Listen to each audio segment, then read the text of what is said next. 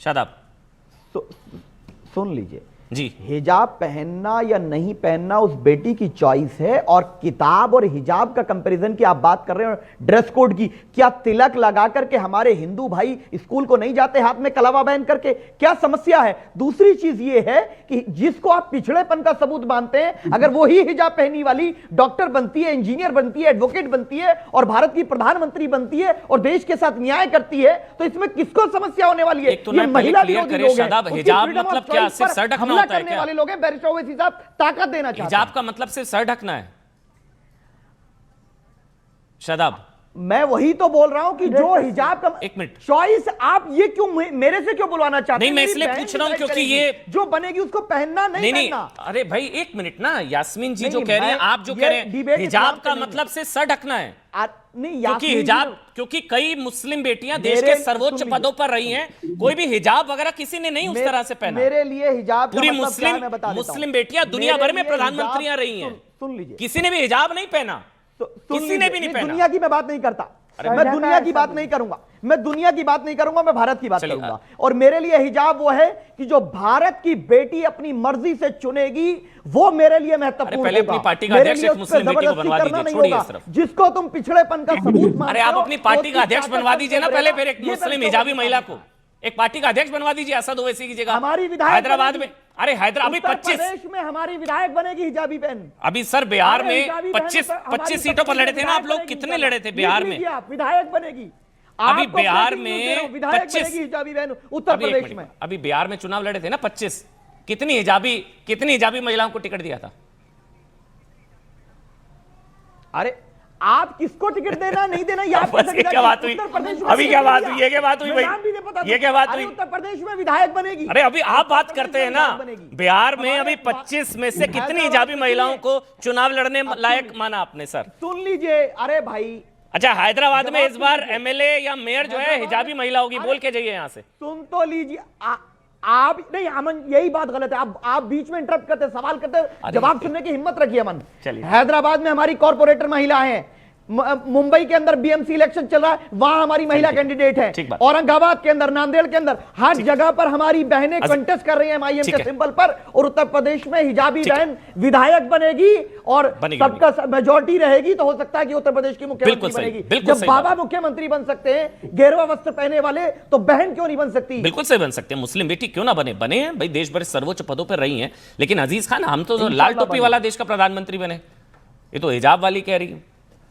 और हिजाब से पहले अच्छा खतरा है उससे, देखिए अमन भाई उसके बाद इसमें कोई दो राय नहीं कि 2029 में लाल टोपी वाला ही प्राइम मिनिस्टर बनेगा। एक बात पहले तो स्पष्ट कर देता हूं। अरे व्हाइट टी शर्ट वाले का क्या होगा फिर? अरे सुनिए ना सर, आप देखिए अमन भाई, आप बोलिए थोड़ी होता है इतने टाइम। बोलिए। अभी दो सवाल यहां पैदा हो रहा है कि हिजाब वाली ही बनेगी या हिजाब वाली भी बनेगी। ये बहुत इंपॉर्टेंट क्वेश्चन है। अब एक बात ध्यान दीजिए, एक बात इंपॉर्टेंट, देखिए एक बात आप समझिए, हिजाब वाली भी बनेगी, बिल्कुल बन सकती है, क्यों नहीं बन सकती है? घूंघट वाली भी बन सकती है, हिजाब वाली भी बन सकती है, कोई भी बन सकता है। ही बनेगी, मैं इससे इत्तेफाक नहीं रखता, कुछ भी हो सकता है। जिस देश में हम रह रहे हैं, इस देश में लोकतंत्र है, कुछ भी हो सकता है। और एक बात और आपको बताएं, अभी ने आपने एक सवाल खड़ा किया कि तमाम मुस्लिम राष्ट्र हैं जहां पर हिजाब वाली महिलाएं न पीएम है, न प्रेसिडेंट है, न राष्ट्रपति, कुछ नहीं है। मैं आपको एग्जांपल देना चाहूंगा, तमाम ऐसी महिलाएं हैं जो बहुत बड़े बड़े पदों पे हैं और वो मुस्लिम राष्ट्र भी है और मुस्लिम राष्ट्र नहीं भी है। आप देखिए डॉक्टर आमिना गुरी फकीम, ये मॉरिशस की राष्ट्रपति, ये 2015 से लेकर 18 तक रही हैं और ये हिजाब में रहती रही, आपको शायद पता होना चाहिए। हलीमा याकूब को आप देखें, ये राष्ट्रपति सिंगापुर की, ये रही हैं 2017 से लेकर के 23 तक और बाकायदे हिजाब में रहती थी। इस बात को समझिए आप। सामिया सुलू हसन, ये तंजानिया ईरान में हो रहा है वो गलत हो रहा है। अरे सर सुनिए ना सर, आप सुनिए ना मेरी बात, आप ऐसे नहीं आवाम में कंप्लीट करिए। 2000 सुनिए मेरी बात, अब नो एक मिनट, मैंने कहा 30 सेकंड, इशिका जी बस 30 सेकंड आराम से बात करिए, जल्दबाजी में नहीं करिए। जल्दबाजी 2021 से लेके अभी तक राष्ट्रपति हैं। मैं एक बात आपको बता दूं, सवाल इस बात का नहीं है कि अचानक ये सारी चीजें क्यों चर्चा में आई, हिजाब की बात कहां से आई। देखिए ये जब आज डिबेट की बात आई, निकल करके आई, तो मैं यकीन मानिए मैं बहुत चकित रह गया कि अचानक ही हिजाब पे डिबेट कहां से हो गया और तमाम बातें।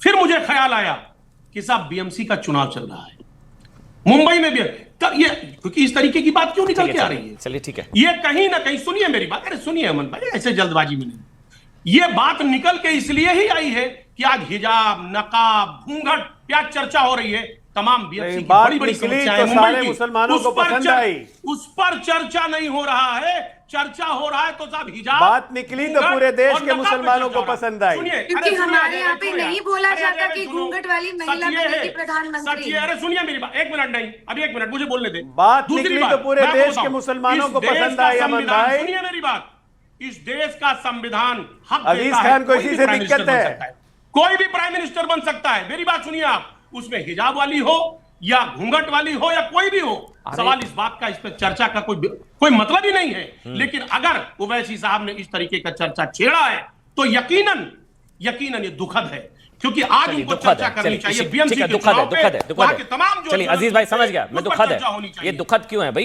क्या हिजाब वाली बेटी क्यों ना बने, मुस्लिम बेटी बने प्रधानमंत्री? क्या दिक्कत हो गई आपको?